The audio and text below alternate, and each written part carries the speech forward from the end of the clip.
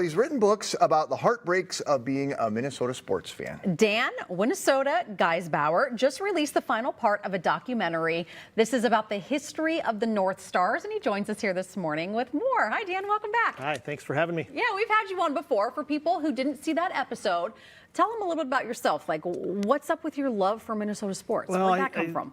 I don't think any of us are choose to be Minnesota sports fans. We're all kind of born into it, right?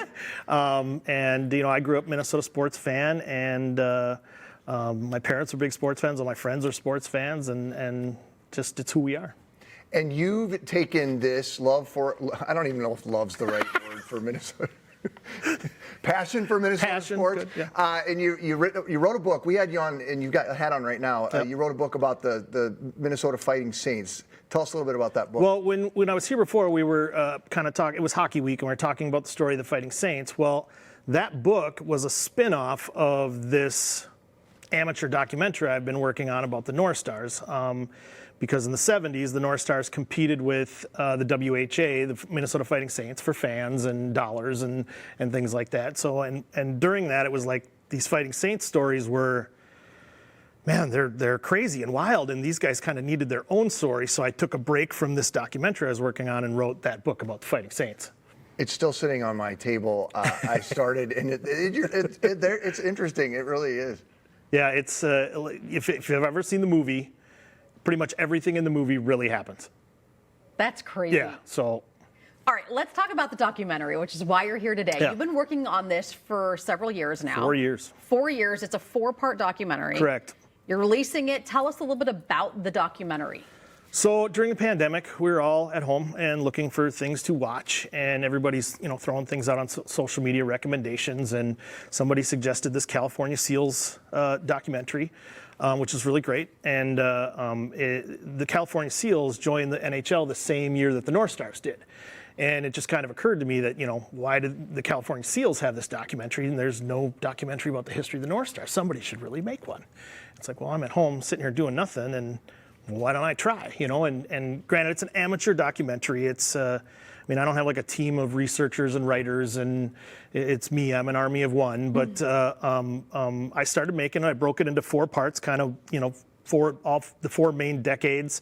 The first part is about the 60s, kind of the background of hockey in Minnesota, the owners getting the NHL franchise, then their first season where they were one overtime goal to making it to the Stanley Cup final. The second part was about the 70s, and that's where that book came off of. The third part was kind of, me growing up the 80s, with Cicerelli and Broughton and Bobby Smith and Beaupre and all those guys. And then this last part is, it's titled Goodnight and Goodbye. And because those were Al Shaver's famous last words on his broadcast. And it's about kind of the last 5 seasons, their 91 Stanley Cup run where they lost to Pittsburgh in the final. And then kind of all the reasons of why the team left. And then the aftermath. I cover the aftermath of what happened and what happened to the property and the kind of the beginning of the Minnesota Wild as well.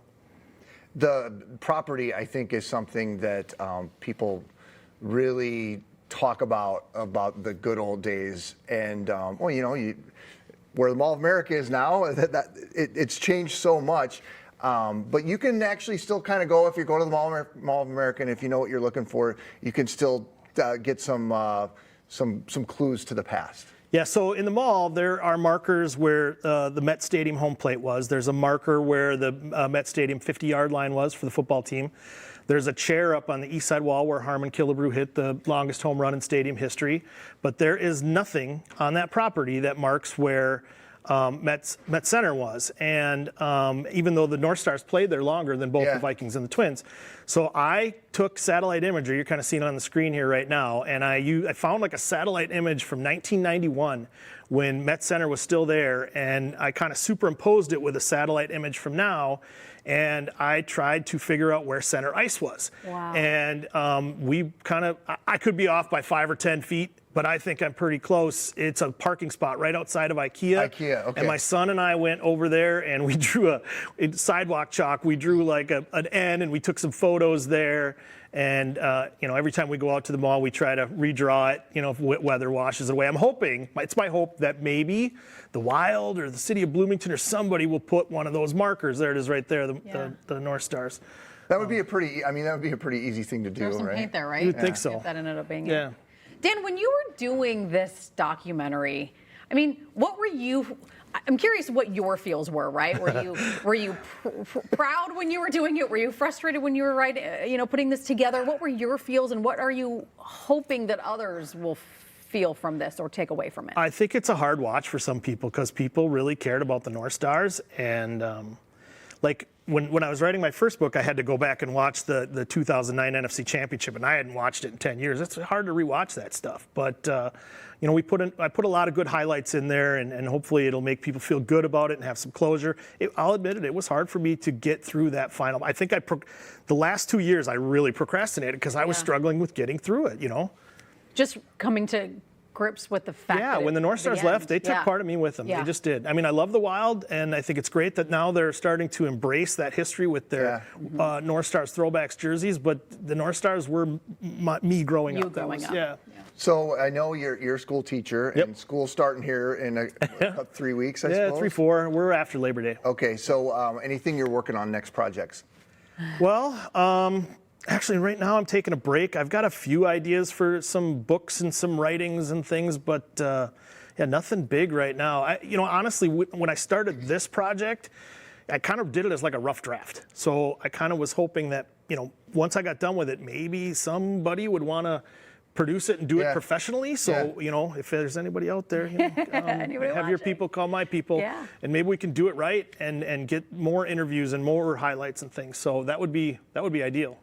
Well, Dan, thank you. This has been a lot of fun, and we'll put a link so people can watch the documentary Awesome. Thank you very much. on our website as well, minnesotalive.com.